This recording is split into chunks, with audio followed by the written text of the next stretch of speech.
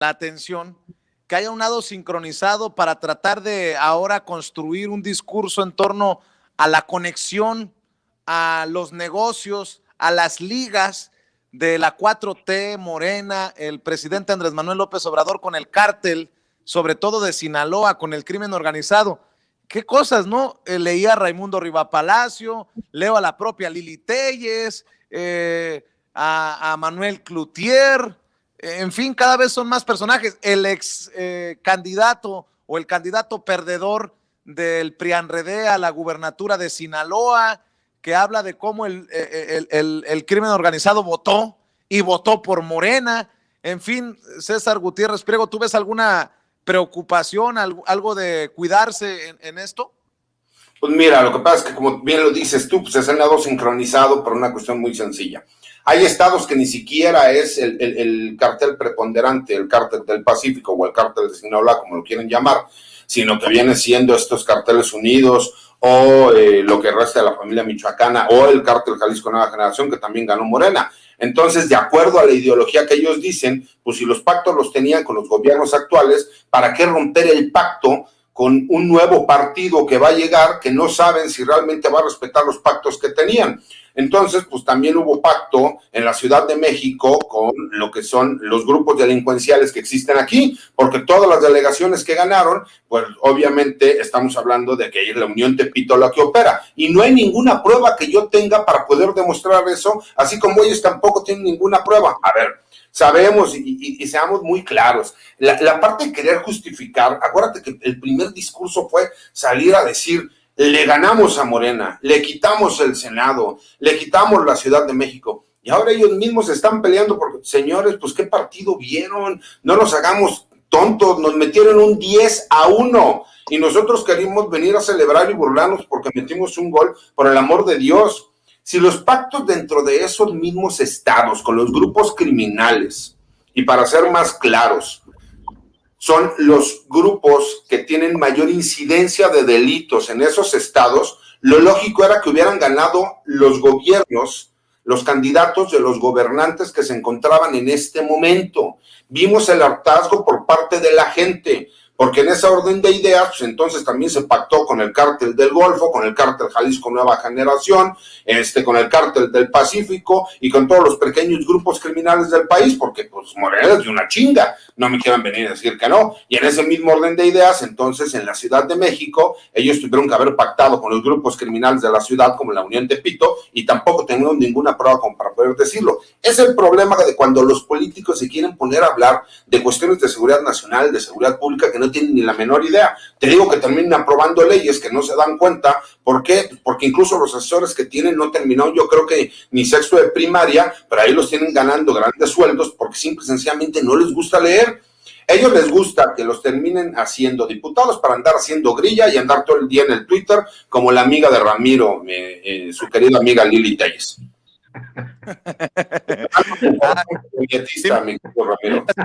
Eres Ramiro.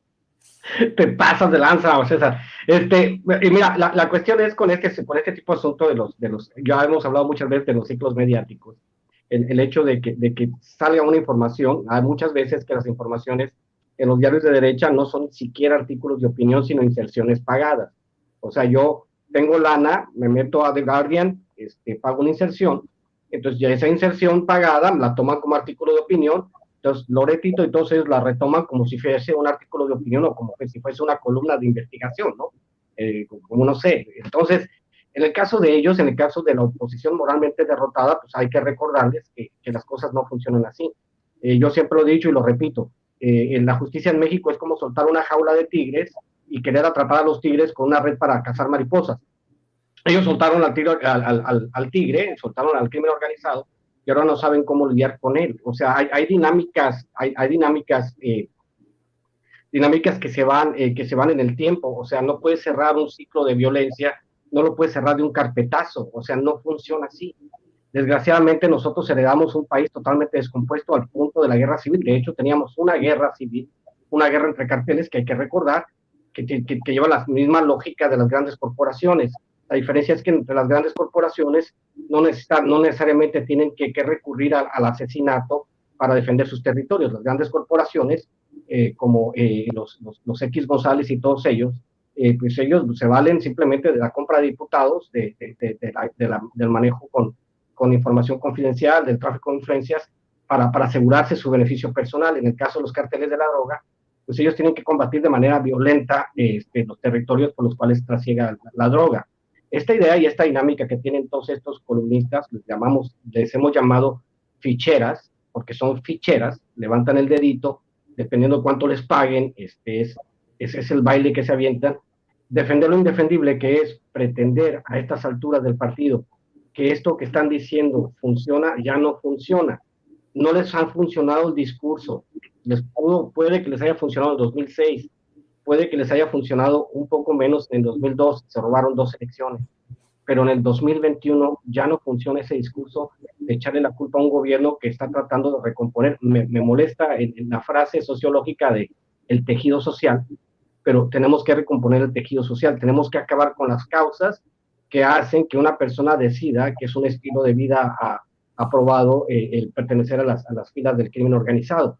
Entonces, eso es como sembrar un árbol de tamarindo, como dicen, o sea, nos vamos a morir y el árbol de tamarindo no va a dar tamarindos todavía, o sea, nos vamos a tardar una generación, una decisión equivocada de Felipe Calderón, nos vamos a tardar más de una generación en resolver todo el problema que creó, para que se den una idea más o menos de qué tan enfermo está el enano que permitió, sin un marco, sin un conocimiento del enemigo, que el enemigo pues no pelea como un ejército regular, el ejército está preparado para pelear un ejército regular, no está preparado para aventarse una guerra de guerrillas, calle por calle, casa por casa, que fue lo que hizo básicamente Calderón, que uno descubre que al final de cuentas hay casi 1 millón de personas que se dedican al negocio del narcotráfico en México y que no van a dejar su modus vivendi, aunque sea un modus vivendi violento. Entonces, esa parte en la que los periodistas, los reporteros, la senadora Lili Telles, que yo le recomendaría a la señora que reciba ayuda psicológica de verdad. Se lo digo de corazón a la señora, con todo el respeto que me merece, porque pues todavía me quedan 3 años de mis impuestos de estárselos pagando usted para que usted esté con el pinche teléfono tuiteando cosas que no tienen sentido. Lo dijimos César y yo, lo dijimos en la otra intervención, ¿a qué horas legisla, señora? Entonces, usted debería estar legislando precisamente para que los grupos del crimen organizado tuvieran consecuencias más duras. Eso lo quería hacer usted en el Senado, señora Lili Telles, en vez de estar jodiendo en el Twitter, estar jodiendo en Facebook. No sé cuál será su problema. Y Riva Palacio, pues ya sabemos para qué lado batea del lado del dinero. Así ha funcionado siempre, mi querido Vicente. Entonces, ya esta realidad que estamos viendo del intento ahora de relacionar al presidente con el crimen organizado, por favor, si durante 20 años de investigarle hasta los calcetines no le encontraron nada, a estas alturas que es el presidente más poderoso en décadas, no le van a encontrar nada, señores. O sea, usted es una bola de engañabobos nada más. Y viene lo peor, porque como ya se renovó la Cámara de Diputados y renovamos el poder, pues entonces sí, ay papito, agárrense, porque ahora sí vienen las reformas profundas, ya no va a ser tan consecuente el presidente con la oposición, ni nadie va a ser tan consecuente con la oposición. Ahora sí viene el pleito, Bien, ¿qué iba a hacer César? A ver, fíjate, mi querido Ramiro, en ese mismo orden de ideas, es lo que yo les he dicho, en estos tiempos modernos, que se tiene pruebas para todo, donde ya grabas a una persona recibiendo dinero, donde grabas a una persona drogándose, donde grabas a una persona teniendo sexo, ¿por qué no han demostrado con una prueba fehaciente que el presidente de la República pacta con grupos criminales para que le entreguen dinero y él les termine entregando territorios?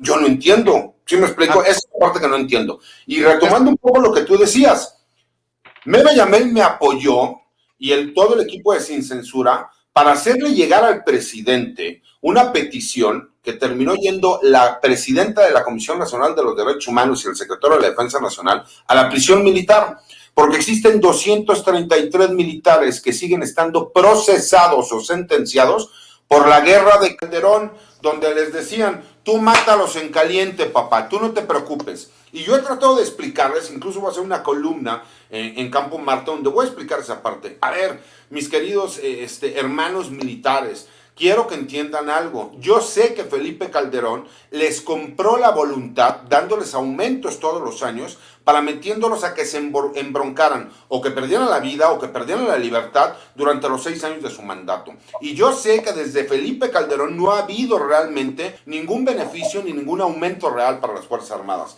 Pero estos proyectos que están llevando a cabo, como el aeropuerto Felipe Ángeles, como el Tren Maya, este tipo de proyectos sí van a servir para que el día de mañana no tengan ustedes necesidad, ni cuando se retiren, ni estando en electivo, de andar pasando hambres o terminar trabajando de choferes o de escoltas o de cualquier cosa, porque para eso serán los gananciales, para proteger a los elementos de las Fuerzas Armadas y que no tengan que estar comprando la guerra de una persona que con tal de legitimarse llegó a crear un estado de guerra y hizo una declaración de guerra. Incluso yo utilicé ese tipo de fundamentos en algún par de amparos en donde por lo menos uno de los magistrados me dijo: abogado, yo sé que suena muy loco, pero realmente sí hubo una declaración de guerra, por lo menos de forma pública, aunque no se realizó conforme a los trámites legales. Entonces, de alguna forma, el que usted me quiera utilizar el manual de operaciones en campaña me suena lógico, pero no se lo voy a conceder. Ok, pero por lo menos que la gente entienda. A ver, cabrón, no nos hagamos tontos. Durante años lo que hicieron fue ir desgastando a las fuerzas policíacas.